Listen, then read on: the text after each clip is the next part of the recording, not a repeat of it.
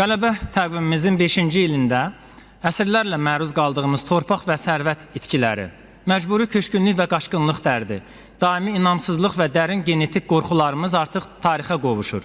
Yeni qalib milli kimlik erası başlanır. Yaxşı xatırlayırıq.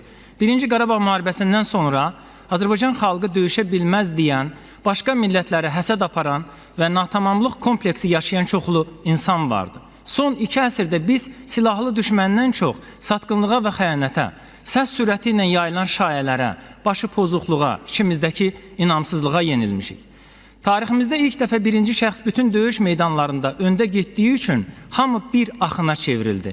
Yeraltı sərvətlərimiz, yerüstü qüvvələrimiz və göylərdəki ordumuz həndəsi dillə desək, üçölçülü fəzada bir amala yönəldi. 5 oktyabr 2020-ci ildə düşmən xəttinin çətin yarıldığı ağır günlərdə Müdafiə Nazirliyinə gələn Ali Baş Komandan məsuliyyətdən gərginlik keçirən generallara deyir, sizə güvənirəm və biz qalib gələcəyik. Bəli, qalibiyyətin yüzlərlə səbəbi sırasında biri hamısından üstündür, prezidentin qətiyyəti və inamı.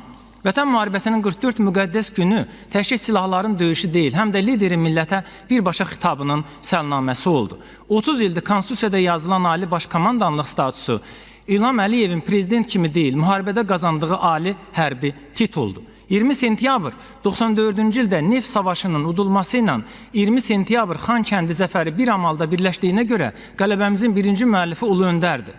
Dünyada mövcud 61 münaqişədə nə qalib var, nə də daimi sülh. Azərbaycan isə ən qısa müddətdə, ən az itki ilə ən böyük nəticə qazanan tək dövlətdir. Tarix göstərir ki, hər millətin öz zəfər dövrü olur. Fransa azadlıq ruhunu Bastilyanın süqutunda tapdı. Alman xalqı Berlin divarını yıxanda bölünən taleləri birləşdirdi. Çanaqqala döyüşü Türk xalqının tərsinə gedən taleyini dəyişdirdi. Azərbaycan Qurtuluş Savaşında tam və qəti qələbə ilə təkcə savaşı qazanmadı, həm də müharibəni bitirməyi bacardı. Bir əsr əvvəl Topçubaşov Paris Sülh Konferansında Azərbaycanın müstəqilliyi üçün Wilsona təvəqqə eləyirdi. Bugünsə ABŞ prezidenti İlham Əliyevə qalib lider kimi heyranlığını gizlətmir.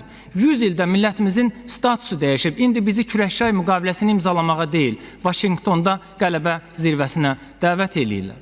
Tariximizdə ilk dəfədir ki, dinç və könüllü şəkildə Xankəndini tərk etməklə erməni məsələsi coğrafiyamızdan kənara çıxıb. İndi Böyük Ermənistan, Qafqaz Ermənistanı, Türkiyə Ermənistanı, dənizdə Ermənistanı deyil, real Ermənistanı tanıtırmaq üçün ermənilər Bakıdan qərar gözləyir. Qələbəmizin coğrafiyasını genişləndirən Azərbaycan liderinin nitqini bir gün İrəvandan eşitsəniz, bilin ki, İlham Əliyev Qafqazı 1-ci Pyotrdan geri alıb. Ən böyük qayıdış bax o olacaq.